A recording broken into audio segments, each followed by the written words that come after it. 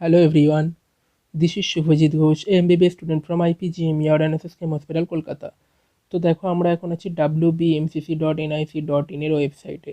এই ওয়েবসাইটে একটি নোটিশ গতকাল 8ই ডিসেম্বর পাবলিশড হয়েছে। সেই নোটিশের প্রথম পার্টটুকু আমরা দেখেছি, এবার তার লেটার পার্টটুকু দেখব। তোমরা অ্যাটেনশনের সাথে ভিডিওটি দেখো শেষ অবধি। যতক্ষণ না অবধি একটি 2021-এর জন্য কিছু বলছি ততক্ষণ অবধি অ্যাটেনশন দিয়ে দেখো। তারপর কিছুটা অ্যাটেনশন ব্রেক করলেও ক্ষতি নেই, দেন আবার অ্যাটেনশন দিয়ে দেখো। তো চলো এখন দেখা। এই সেই পিডিএফটি, এই পিডিএফের এই 5 নম্বর পয়েন্ট অবধি দেখা হয়েছিল। তার পরের পার্ট থেকে শুরু করছি, কতদূর দেখব তা আমি নিজেও জানি না এখনও। The counselling committee shall wait for the completion of the round 2 of the all India quota admission process UG 2020 to be over and after transfer of the vacant seats of West Bengal all India quota to the state quota the seat matrix of round 2 shall be published। মানে seat matrix of round 2 তোমাদের published হবে। তার জন্য একটা hints দিয়েছে কখন published হবে, যখন অল ইন্ডিয়া কোটার কাউন্সিলিং সেকেন্ড রাউন্ডে শেষ হবে, যেটা আমি তোমাদের অনেক আগে থেকে জানিয়ে আসছি। এরপর কি বলেছে, সার্চ সিট ম্যাট্রিক্স। এবার বলেছে ওই সেই সিট ম্যাট্রিক্সে কোথায় কোথায় থেকে, মানে কোন কোন জায়গা থেকে সিট আসবে, যেটা নিয়ে আমি একটি ভিডিও বানিয়েছি। এটা যেহেতু নোটিশে দিয়ে দিয়েছে, তাই তোমাদের জানা দরকার এখান থেকেও কি বলেছে দেখো। Such seat matrix shall include non-allotted seats of round 1, non allotted seats of round 1 মানে যেগুলো, যে 18টা সিটের কথা তোমায় আমি বলেছিলাম, তোমাদের নিশ্চয়ই মনে আছে, সেইটার কথা বলছে। নন রিপোর্টেড সিটস অফ রাউন্ড 1 মানে কারোর অ্যালোটেড হয়েছে, সে সেই সিটে যায়নি, সে সেই সিটে ভর্তি হতে যায়নি, নন রিপোর্টেড সেক্ষেত্রে সেই সিটটা। Surrender or cancel seat of round 1, যেটা 8ই ডিসেম্বর অবধি সারেন্ডারের অপশান ছিল, সেখানে গিয়ে যদি কেউ ভর্তি হয়ে এসে পরে সারেন্ডার করে সেই সিটটা, ইফ এনি।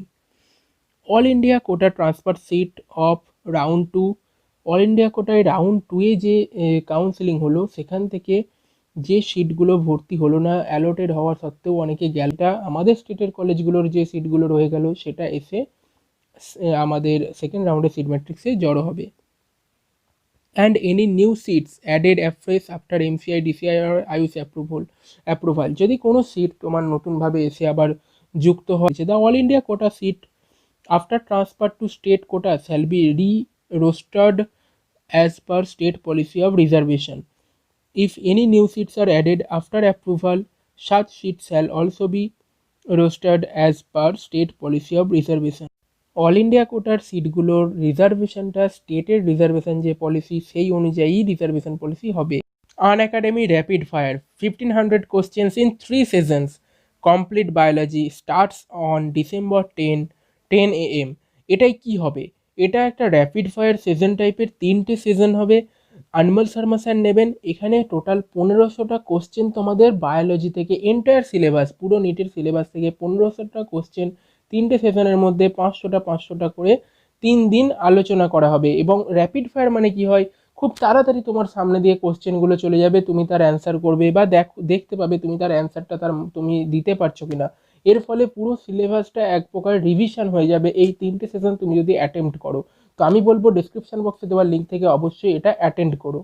দেন কি বলছে, the all India authority shall also hand over the list of candidate who remain finally admitted in the round 2 of the All India Quota Counseling and Admission Process of 2020. Such candidates shall not be eligible to take part in any counseling as per order of Honorable Supreme Court of India. মানে যারা all ইন্ডিয়ার second রাউন্ডের কাউন্সেলিংয়ের through দিয়ে ভর্তি হয়েছে, finally admitted in the round 2 of all India quota counselling, তারা এইখানে eligible হতে পারবে না। Such candidate shall not be eligible. এটা এলিজিবিলিটি এবং নন এলিজিবিলিটি নিয়ে যে ভিডিওটা ছিল সেটাতেও এটা পরিষ্কার করে বলেছিলাম আমি, সেটা ওপরে, কারণ এই পিডিএফেরই ওপরের দিকে অনেকবার এই কথাটা এরা রিপিট করেছে। দেন বোল্ড করে লেখা আছে কি, show the names of such candidate shall be excluded. যদি কেউ এরকমভাবে করে থাকো তার সত্ত্বেও চয়েস ফিলিং, চয়েস লকিং এইসবগুলো, তাহলে তাদের নামটা বাদ দিয়ে দেওয়া হবে। Provided such list is been made available by the all India authority to the WBMCC। ও আবার বলছে এটা বাদ দেওয়া হবে তখনই যদি অল ইন্ডিয়া থেকে, অল ইন্ডিয়া কাউন্সিলিং অথরিটির থেকে WBMCCর কাছে পাঠানো হয়। Before preparation of provisional list for round 2 who have successfully enrolled and paid counselling fees online for WBUG 2020 counselling. তো এরপরে কি বলছে, it is well understood that the state merit number for an individual candidate as appears in the list for round 2 may differ from the previous list for round 1 for obvious reason। তার মানে তোমাদের state serial number যেটাকে আমরা rank হিসেবে ধরছিলাম, যে আমার rank এত, তোমার র্যাঙ্ক এত, এরকমভাবে যেটা দেখছিলাম, যে সেখানে যেটা তোমাদের তোমরা দেখেছো 1825 অল ইন্ডিয়া এই ডাব্লিউবিএমসিসিতে আনরিজার্ভ ক্যাটাগরির ফার্স্ট রাউন্ডের কাট অফ গেছে 1825। সেই 1825টা কি সিরিয়াল নাম্বার ছিল, ওই সিরিয়াল নাম্বারটা তোমার সেকেন্ড রাউন্ডে যে লিস্ট বেরোবে সেখানে তোমার যার 1825 ছিল তার 1800 হতে পারে, আবার 1900 হতে পারে, মানে চেঞ্জ হতে পারে। দেন কি বলছে, already registered and eligible candidate for round 2 and newly eligible and newly registered candidate of round 2 can fill choice afresh for round 2 for participation in round 2 counseling. If registered and eligible candidate for round 2 does not fill choice for round 2, if registered and eligible candidate for round 2 does not fill choice for round 2, then he or she cannot be considered for allotment in round 2. The earlier choices put forth by the candidate in round 1 shall be null and void। তার মানে তোমাকে choice feel যেমন করার সুযোগ দেওয়া হবে পুরো নতুনভাবে, তার সাথে এটাও একটা ঠিক যে তোমাকে চয়েস ফিলিং করতেই হবে। তুমি যদি না করো তাহলে তুমি সেকেন্ড রাউন্ডে হিসেব মতো পার্টিসিপেট করলে না। তুমি সেই আপগ্রেডেশনের জন্য ইয়েস করে এসে থাকো বা যাই করে থাকো, তুমি যদি না করো চয়েস ফিলিং নতুন করে, তাহলে তুমি এলিজেবল থাকলেই না। এটা খুব ইম্পর্টেন্ট একটা জিনিস। তুমি কোনো সিটের জন্য তোমার আগে যে চয়েস ফিল করেছিলে সেটার ভরসায় তুমি বসে থাকলে হবে না। এটা খুবই গুরুত্বপূর্ণ জিনিস। এই জিনিসটা হয়তো অনেকে জানে না, তুমি এই ভিডিওটি সবার সাথে শেয়ার করে দিও এই জন্য, স্পেশালি তাকে বলে দিও এই পার্টটুকু যেন দেখে। দেন তারপর দেখো, after fresh choice filling and saving and locking of choices in round 2 within stipulated time, the system shall process the locked choices for allotment. If the candidate fails to lock and save choices, then system shall auto-lock such choices after the choice locking period is over. The choices once locked cannot be changed. No scope for further rectification in this regard. Only the locked choices shall be processed for allotment by the system. তার মানে তোমাকে বলছে তুমি যে fresh choice feel করলে সেটাকে save করবে। প্রথম কথা, সেটাকে সেভ করবে মানে করবেই। সেটাকে যদি সেভ করো, তারপর যদি লক নাও করো, অটোমেটিক সেটা লক হয়ে যাবে। আর যদি লক করে দাও তাহলে তার আগে ভালো করে চেক করে নেবে যে সেটা তুমি ঠিকঠাক করছো কেন কি না। তাহলে কি না হলে কি হবে, তুমি একবার লক করে ফেললে আর সেটা মডিফাই করতে পারবে না তোমার উইলিং অনুযায়ী। তারপর কি বলছে, the following situation that can happen are detailed below. এবার এখানে ডাব্লিউবিএমসিসি এমনভাবেই লিখেছে এগুলোকে, যেগুলো মানে তুমি নিজে হয়তো এখন ফিল করছো যে এই জিনিসগুলো কেউ মানে কারোর ক্ষেত্রে সি পয়েন্ট হতে পারে, কারোর ক্ষেত্রে ডি পয়েন্টটা। তো এই চারটে জিনিস আমরা এখন দেখব। এগুলি খুবই গুরুত্বপূর্ণ হবে, তোমরা মন দিয়ে শোনো, যেটা আমি ভিডিওর শুরুতেই বলেছিলাম।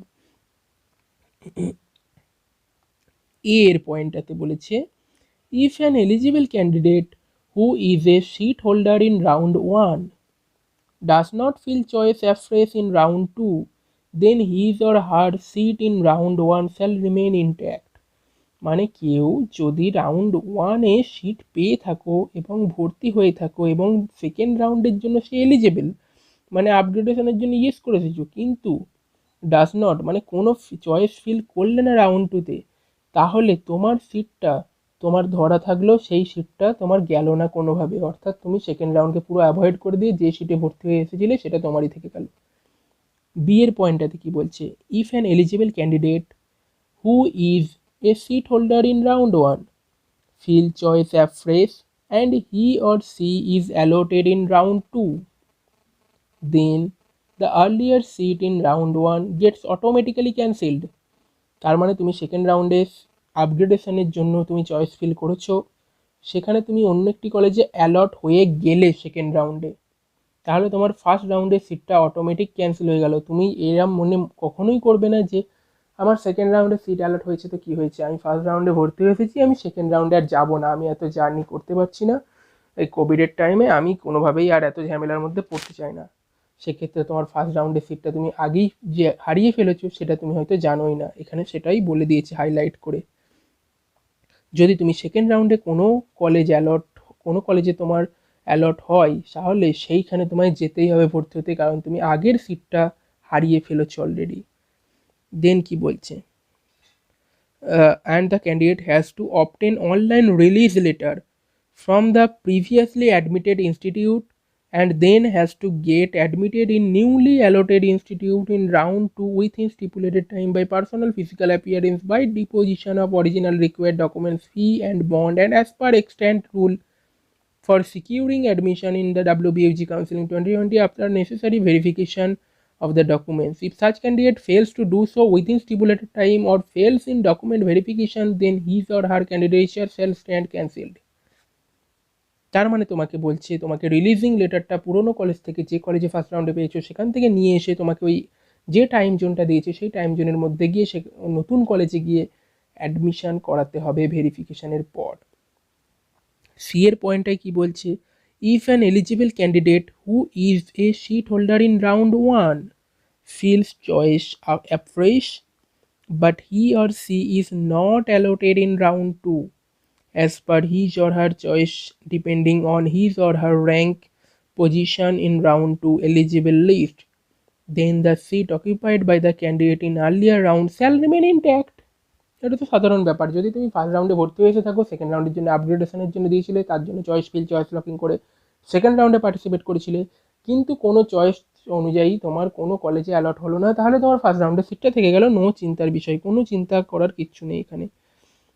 ডি এর পয়েন্টে কি বলেছে, if an eligible candidate who is not a seat holder in round 1 fills choice afresh and allotted in round 2, then such candidate has to get admitted in the allotted college by personal physical appearance by deposition of original required documents, fee, bond as per extent for rule for securing admission in the WBFG Counseling 2020 after necessary verification of the documents. If such candidate fails to do so within stipulated time or fails document verification, then his or her candidature shall stand cancelled. এই একই রকম point আমরা এখানে পড়লাম B এর পয়েন্টটাতে।